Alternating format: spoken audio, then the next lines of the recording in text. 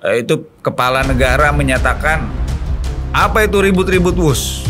Ya kan, saya akan tanggung jawab, saya akan selesaikan persoalan WUS ini. Kita ini bangsa besar, ya kan? 2 triliun itu ya bisa kita atasi. Kenapa? Karena saya sudah memerangi koruptor.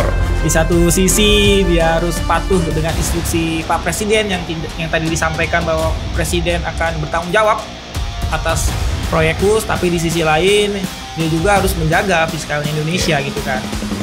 Kan bahwa ini sebagai investasi sosial ya, karena kita katakan juga bahwa ternyata di kemudian hari bahwa ini menimbulkan juga justru ya menimbulkan masalah ya, dan karena kita negara harus bisa membayar utang ya, cicilan utangnya juga ya, cicilan utang yang sampai 2 triliun per tahun itu, sehingga menjadi sebuah masalah. Dan sekarang juga kan udah menimbulkan dari akhirnya terjadinya dugaan adanya korupsi ya di proyek ini ya.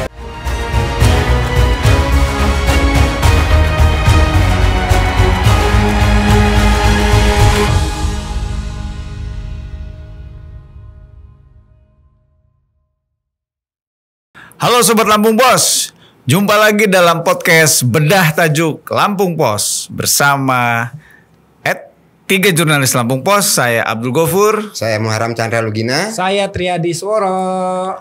Sobat Lampung Pos, sesuai dengan judul thumbnail kita, podcast Bedah Tajuk kali ini kita akan membedah soal drama kereta cepat WUS. Ya, kenapa disebut drama? Ya karena memang lumayan ramai nih suhunya ya.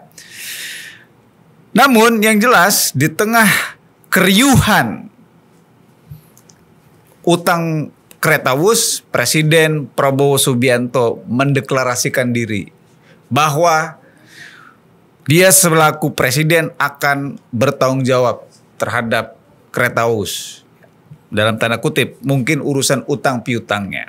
Kalau urusan hukumnya yang didengang-dengungkan oleh Prof Mahfud, ya pasti bukan tanggung jawab Pak Prabowo kan. Oke, baiklah Sobat Lampung Pos. Fakta terbaru ini tentu mematik rasa ingin tahu kita semua. Karena sebelumnya Menteri Keuangan Purbaya Yudisadewa dengan tegas menolak pertanyaan, apakah utang WUS bisa ditanggung oleh APBN?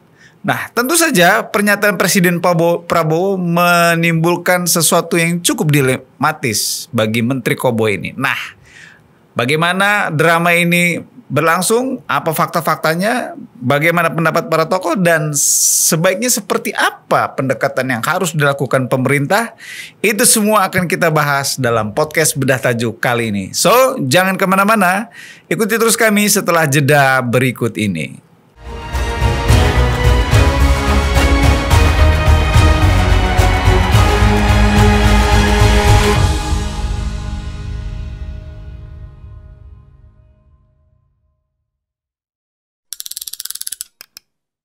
Oke, baiklah Sobat Lampung Pos, seperti dengan janji saya di awal tadi, kita akan langsung saja mulai di segmen pertama Bedah Tajuk. Seperti biasa, segmen ini kita akan mengupas data dan fakta seputar drama kereta WUS.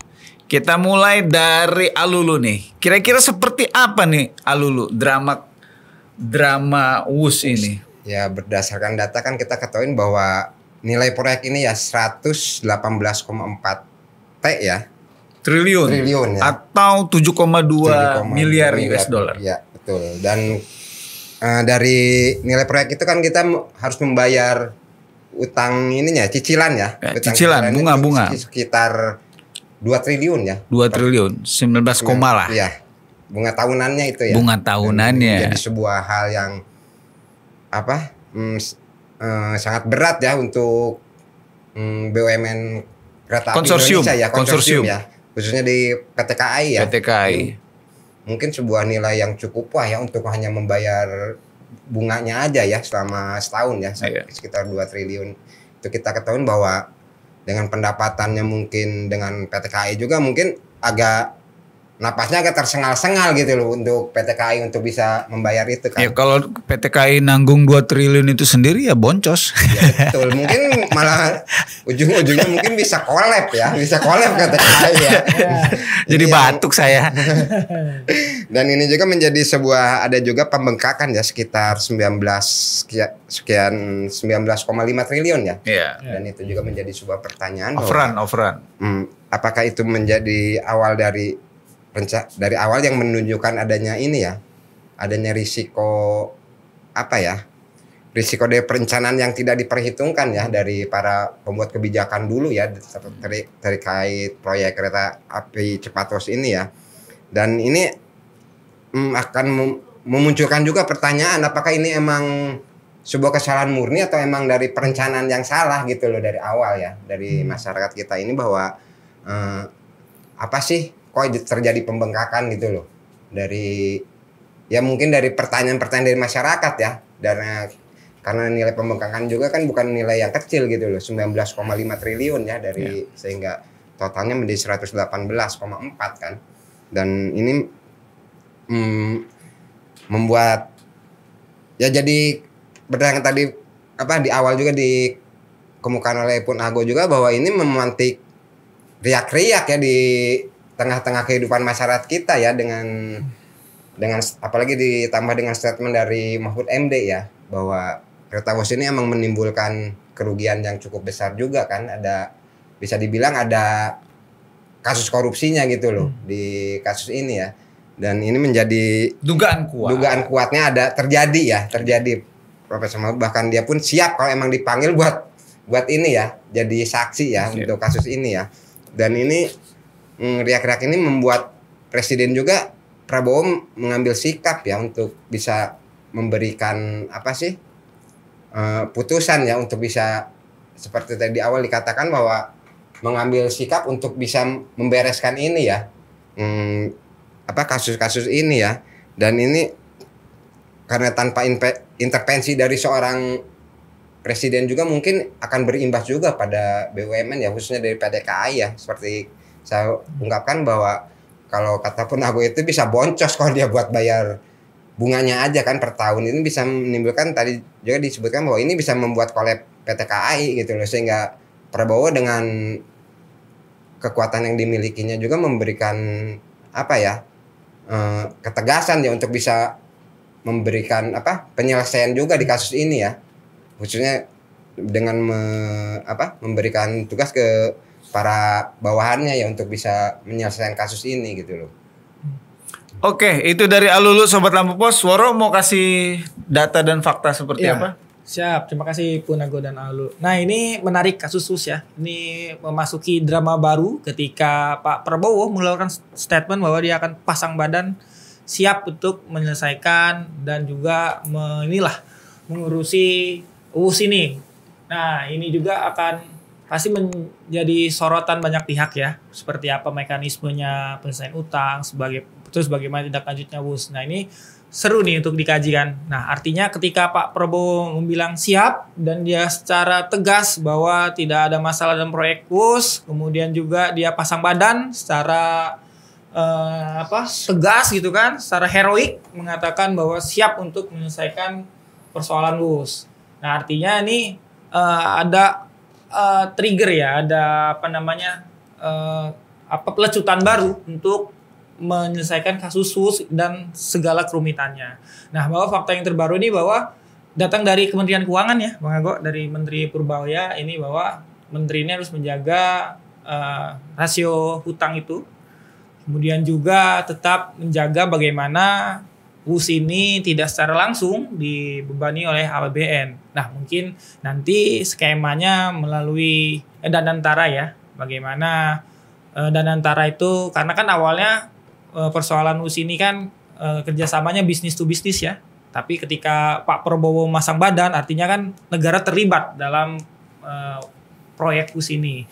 Nah, Menteri Purbaya juga kan menggandeng ya, apalagi kita melihat dividennya BUMN ini setiap tahun mencapai 80 sampai 90 triliun, sementara untuk bayar hutang itu bunganya sampai 2 triliun ya kalau tidak salah. Nah, artinya kan ini bisa gitu kan untuk kita ngegas bagaimana mengupas habis persoalan HUS, tapi tetap saja Kementerian Keuangan juga mengewanti-wanti agar jangan sampai pembayarannya langsung dari APBN ya, tapi ada mekanisme tersendiri yaitu melalui Danantara. Apalagi kan kita juga yang seperti disampaikan di awal ya, jangan terlalu membebani PPTKI, bisa rungkat PTKI untuk menyelesaikan kasus ini sendirian. Artinya perlu suntikan, kolaborasi, sinergitas antar semua pihak. Apalagi kan kita sudah dipayungi sama Danantara ya. Nah, Danantara mungkin nanti yang bisa bergerak untuk mengurai persoalan di WUS ini. Gitu pun Alul. Iya, kalau saya Sobat Lampung Pos ya coba menambahkan ya, drama WUS ini cukup panjang ya. Mungkin 2-3 bulan lalu atau ketika Agustus ya demo besar ya WUS ini nggak jadi bahan gitu. Belum menaik. Belum tahu Cuma ya. ketika ada wartawan bertanya soal utang WUS, dijawablah sama Menteri Purbaya kan bahwa wah kok utangnya pemerintah yang bayar, itu kan urusan Danantara. Ini kan bisnis to bisnis, kurang lebih begitulah ya. Kalau untung ya silakan nikmati untung itu, ya tidak perlu. Tapi kalau rugi ya silakan nikmati juga begitu kan. Itu yang pertama.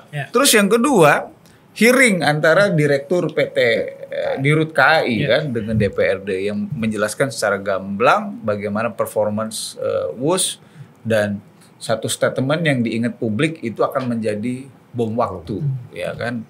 Mungkin bom waktu bagi PT KAI itu sendiri karena di report sebagai perusahaan ya BUMN itu cukup membebani karena mereka harus membayar kerugian ya.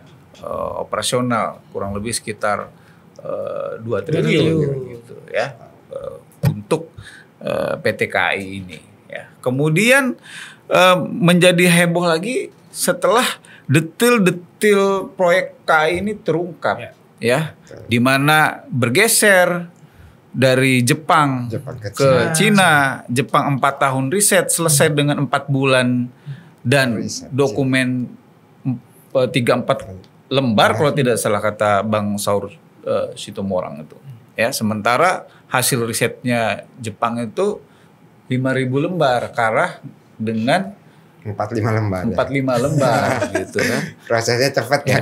Terus ditambah lagi dengan informasi bunganya dari 0,1 per tahun menjadi 3,4. Kemudian nilai proyeknya yang tadinya dinaga-naga di bawah dari Jepang itu kan 0,2 miliar US dollar. 6,2 US dollar ya.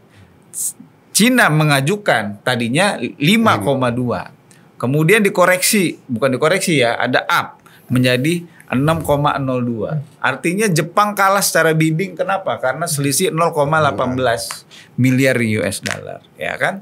Tapi setelah proyek ini berjalan terjadi overrun, ya kan, kelebihan anggaran pembekakan yang itu di cover oleh pemerintah melalui penyertaan modal negara melalui PT KAI, bagian dari konsorsium KCIC ini. Nah, inilah yang menjadi heboh, inilah yang menjadi riuh.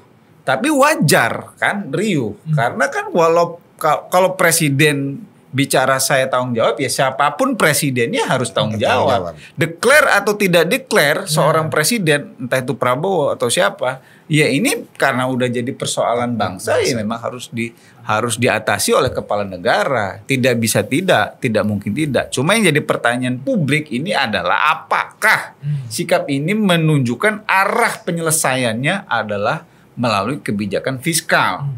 Dalam artian persoalan WUS ini akan ditanggung sebagian mungkin oleh kepala negara, oleh negara. Sementara bendahara negara menyatakan sepertinya ya tidak ke situ arahnya. Oke, baiklah Sobat Lampung Pos, ini sungguh menarik ya drama WUS ini. Kita akan bahas lagi seperti apa komentar atau tanggapan-tanggapan dari para tokoh terkait drama WUS ini. Jangan kemana-mana, kita akan lanjut setelah jeda berikut ini.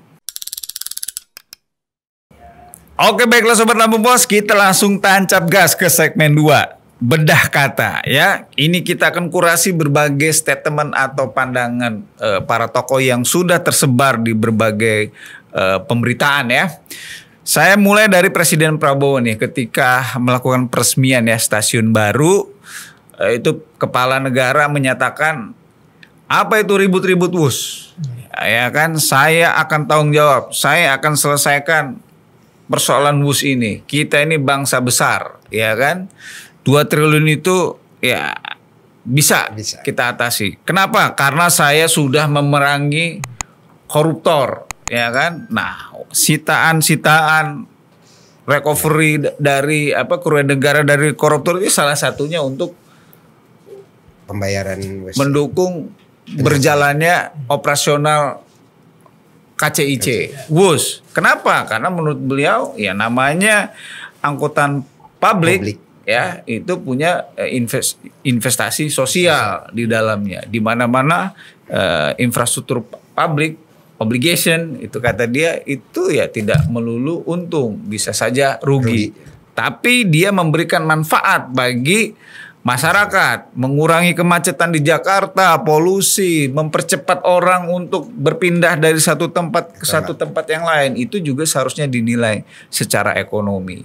Itu pernyataan dari Prabowo Subianto selaku kepala negara yang saya awali untuk segmen 2 kita kali ini. Woro mau menambahkan dari siapa? Ya, siap. Kalau saya mengutip dari statementnya Menteri Keuangan ya, Pak Purbaya ini, dia bendahara negara.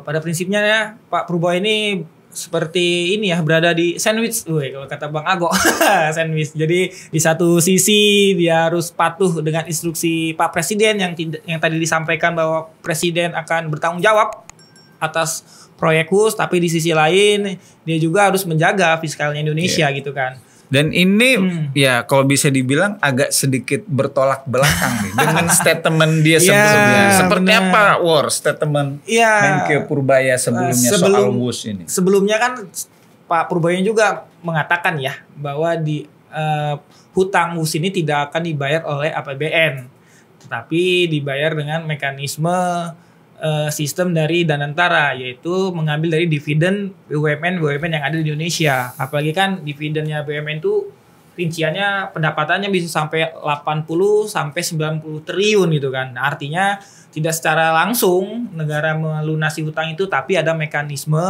dalam sistem keuangan kita gitu kan. Dan yang sudah ada kan payungnya sekarang Danantara ya. Nah, Danantara itu yang akan bertanggung jawab untuk melunasi hutang piutang dan segala problematika yang ada di WUS. Itu sih statementnya.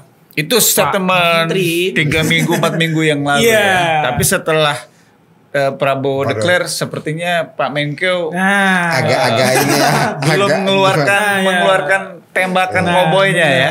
Sebagai Menteri Koboy kita tunggu gitu seperti apa. Masih berpikir-pikir lagi dia apa lagi kekoboyan yang mau dia tunjukkan ya. Nah, bener. Gak mungkin karena yang dihadapin presiden ini. Oke, Woro, halo kira-kira mau mengutip siapa nih ya, untuk drama WUS ini? Ini juga kita tidak bisa tidak ya, aku ngambil kutipan juga dari mantan presiden ya Joko Widodo ya sebagai inisiator proyek ini. Ya inisiator lah, dia yang punya inisiatif. Inisiator beralih dari Jepang ke Cina. Kalau inisiatornya kan dari SBY. Ya tapi kan istilahnya dia kan ininya pelaku utamanya, eksekutornya kan. Kita bisa sebut itu ya. Produser. Walaupun yang ininya SBY tapi kan dia yang eksekutor gitu loh. Ya, yang meresmikan. Ya, dari meresmikan dan mungkin yang menandatangani terjadi proyek ini bakal jadi itu ya dia itu lah mungkin. Selain ini opung ya. Inilah mungkin dari Menteri Presiden bahwa ini menjadi sebuah warisan dia yang menimbulkan kekompleksitasan ya. Menimbulkan kompleks ya bagi para penerusnya ya, mungkin karena secara tidak mau nggak mau kayak sekarang Presiden Prabowo itu udah pasang badan ya terkait untuk penyelesaian kasus ini. Siapapun presiden yang terpilih 2024 kemarin ya mau pasti harus pasang badan. Iya.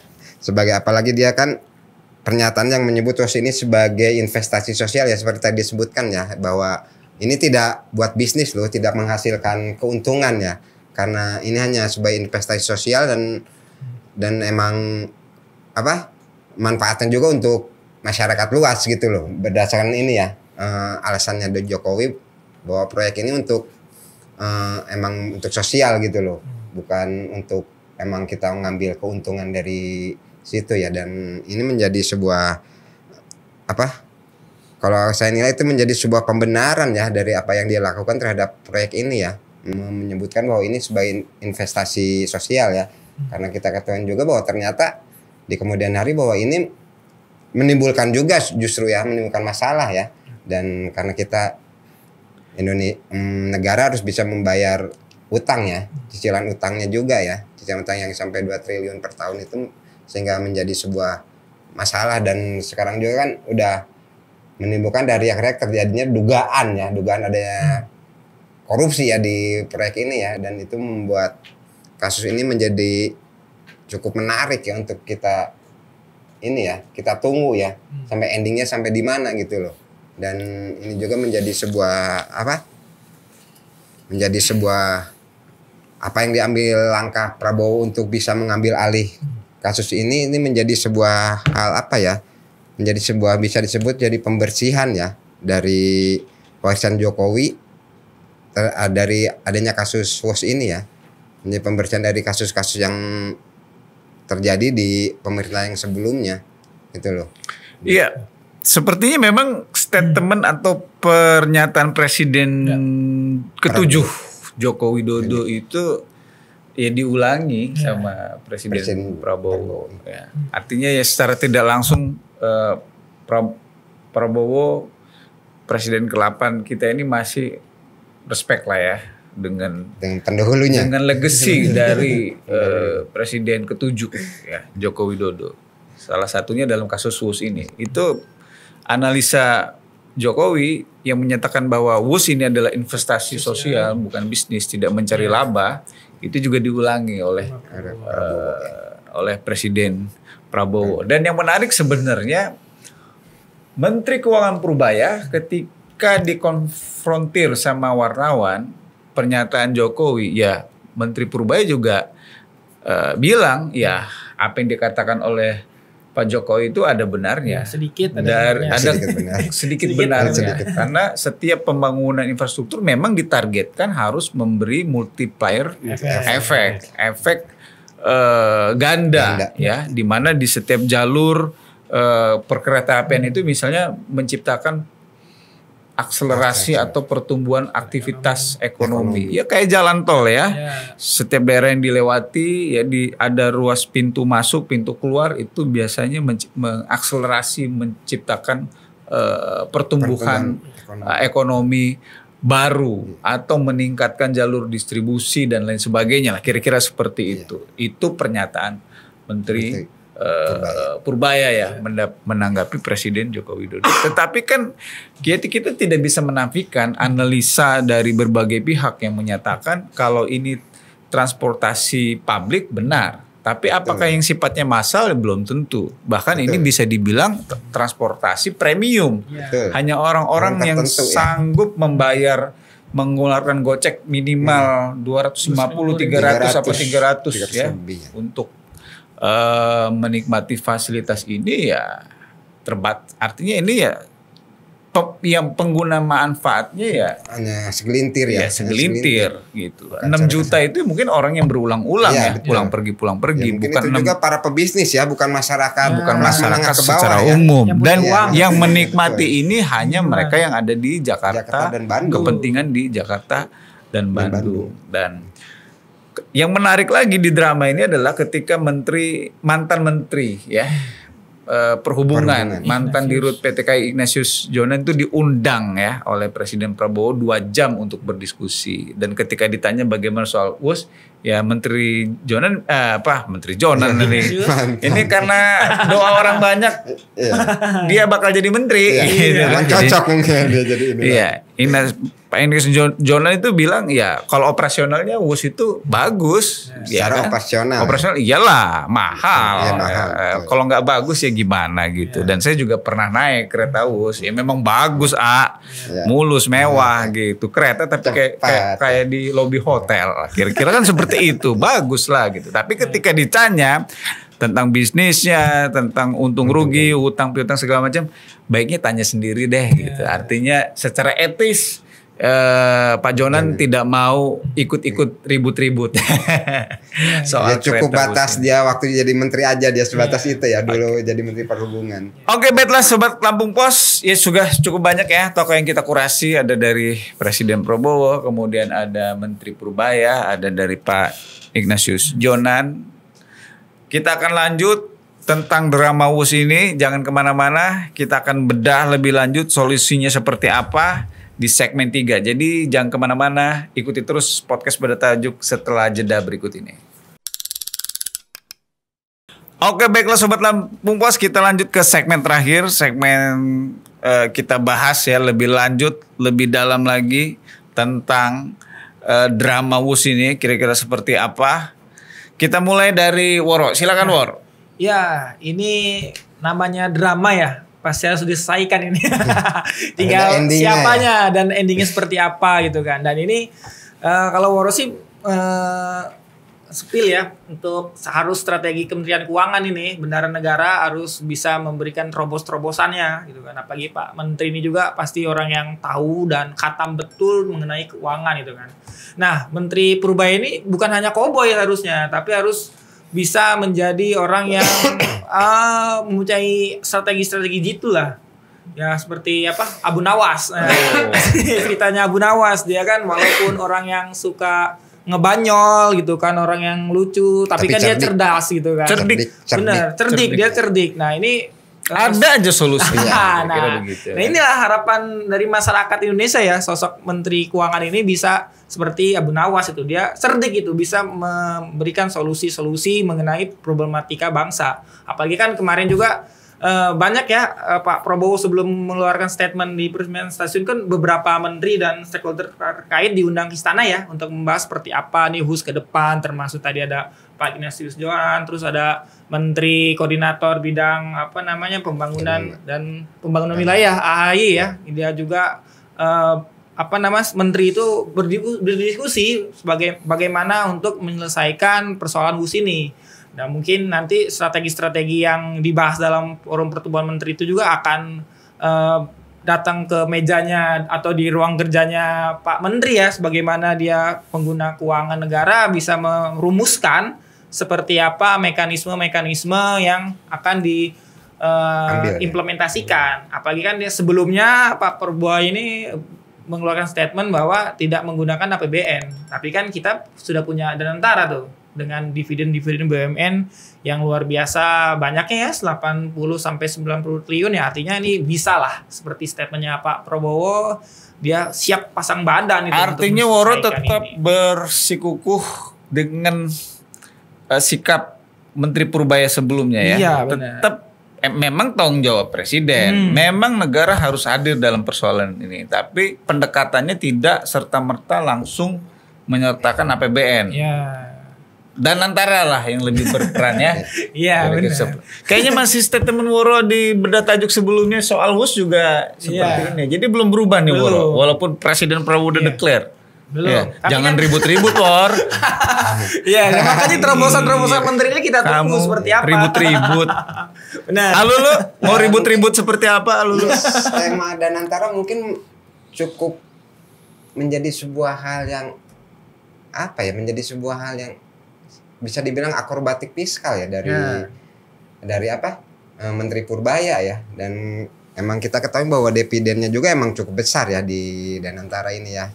Tadi juga Waro bilang udah sekitar 90 triliun ya, ini bisa juga untuk bisa mencicil loh bunga per tahun ya. Per tahun bisa masih lebihnya kan banyak gitu loh. Kalau cuman dipotong cuman 2 triliun kan masih ada sisanya yang cukup besar gitu loh. Dan ini menjadi sebuah menjadi hal yang emang Purbaya lakukan untuk tidak mengganggu ya APBN kita ya. Yang mungkin APBN juga kita ketahui bahwa banyak juga hal-hal yang lain ya di luar ini yang emang membutuhkan dana dari anggaran dari APBN ya untuk bisa memberikan kemaslahatan ya buat masyarakat ya. Yang kita ketahui bahwa emang APBN itu buat keseluruhan masyarakat Indonesia ya, tidak hanya untuk bisa di satu hal. Kita bahas juga bahwa ini bukan, kalau saya berpendapat bahwa proyek kereta Wus itu bukan untuk kemaslahatan secara keseluruhan ya, karena kita ketahui bahwa tadi juga dibahas bahwa ini hanya untuk segelintir orang gitu loh, buat segelintir orang ya, tidak secara keseluruhan masyarakat bisa menikmati, karena ini hanya bisa dinikmati orang-orang kelas menengah ke atas ya, dan mungkin orang-orang yang ini kelas menengah ke bawah tidak bisa menikmati, mereka harus berpikir 10 kali untuk bisa membeli harga tiketnya aja daripada untuk membeli tiket, atau lebih baik mereka untuk bisa menutupi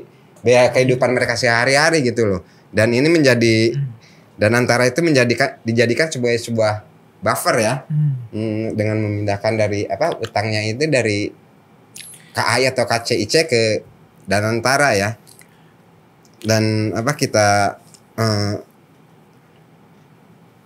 ini juga mungkin langkah dari Purbaya sehingga memungkinkan bahwa penyelesaiannya yang tanpa non dari APBN. Ya, dari APBN ini tidak melanggar prinsip dari fiskal ya, sehingga mungkin ini juga menjadi sebuah hal yang emang udah dipikirkan ya, supaya kita katakan bahwa Waru bilang bahwa Purbaya itu bukan ece-ece loh di bidang keuangan ya, karena dia juga pengalamannya udah sangat banyak gitu loh, sehingga dia mungkin sangat paham benar dengan cara mengelola ya keuangan ya, khususnya termasuk dalam pembayaran utang WUS ini ya, dan bagaimana dia memberikan bahwa walaupun tanpa APBN tapi tetap bunganya atau utangnya itu bisa terbayarkan gitu loh tanpa mengganggu APBN. Justru yang akan menimbulkan ribut-ribut atau membuat situasi makin riuh itu adalah ketika penyelesaian dan WUS ini itu menyertakan APBN. Kalau tidak menyertakan APBN, mungkin ribut-ributnya bukan soal utang tapi soal dugaan markup, korupsi dan lain sebagainya yang disuarakan banyak pihak itu. Tapi kalau penyelesaiannya pendekatannya adalah menggunakan APBN, nah justru itu akan tetap menimbulkan keributan, keriuhan. Rakyat berhak untuk ribut, dalam tanda kutip mengkritisi atau bertanya. Karena ketika dia pakai APBN itu sumbernya dari mana? Dari pajak, dari masyarakat. Artinya artinya yang pasang badan Pak Presiden, tapi yang bayar tetap rakyat gitu kan. Kalau pakai skema APBN gitu. Jadi sebenarnya rakyat berhak nih untuk bukan ribut ya, tapi mempertanyakan ini kira-kira solusinya seperti apa? Pakai APBN atau non APBN? Kok pajak kami dipakai untuk proyek yang seperti ini? Itu wajar jadi pertanyaan. Oke, 2 triliun itu untuk 1 tahun. Tapi kalau tenornya diperpanjang sampai 60-100 tahun, ya 2 triliun itu dikalikan saja. Dan itu baru untuk bunganya, ya belum pokoknya. Gitu. Bahkan ada yang menganalisa tanpa perpanjangan tenor pun sebenarnya ya ketika ini sepenuhnya dimiliki Indonesia hutang lunas ya, nilai manfaatnya itu ya sudah keretanya sudah uzur kira-kira seperti itu. Makan usia. Iya. Saya Dido kalau tidak salah punya analisa seperti itu. Apalagi kalau tenornya semakin diperpanjang. Artinya memang ini kegaduhan ini memang akan terjadi ya. Satu, kalau ini diselesaikan melalui pendekatan APBN. Karena APBN itu sumbernya dari rakyat. Dari masyarakat juga, dari pajak, retribusi dan lain sebagainya. Ya kan? Yang kedua, walaupun presiden sudah pasang badan, publik tetap perlu bertanya soal kenapa pada akhirnya dipilih Cina, kenapa memilih bunga yang lebih besar, dan banyak pertanyaan yang itu tanda tanya cukup besar untuk, dan itu harus dijawab. Kalau tidak ada yang menjawab, tidak ada yang menjelaskan, ya pasti akan terus dikritisi dan jadi bagian ya materi podcast banyak pihak ya, termasuk Lampung Pos, kira-kira seperti itu. Oke, baiklah Sobat Lampung Pos, demikian podcast bedah tajuk Lampung Pos. Kalian tentu punya pendapat tentang drama kereta Wus ini seperti apa? Apakah memang harus diambil alih oleh pemerintah atau sebagian, atau memang harus diselesaikan oleh Danantara? Ya. Silakan tulis pendapat kalian di kolom komentar. Tetap setia dengan podcast Bedah Tajuk Lampung Pos. Bagi yang belum subscribe, jangan lupa untuk subscribe channel Lampung Pos Update. Kemudian juga bunyikan lonceng supaya kawan-kawan juga dapat tetap mendapatkan informasi update, dan juga jangan lupa berikan komentar di kolom komentar kira-kira tema bedah tajuk apa lagi yang akan kita bahas dalam pertemuan selanjutnya. Kawan-kawan juga jangan lupa bisa berlangganan Lampung Pos Digital. Ya, biar video kami ini makin banyak disaksikan oleh penonton lainnya, jangan lupa tekan tombol like dan tombol hype supaya video ini bisa dinikmati oleh banyak orang. Tetap setia dengan podcast Bedah Tajuk Lampung Pos Update. Kami mengungkap fakta, menjaga akal sehat.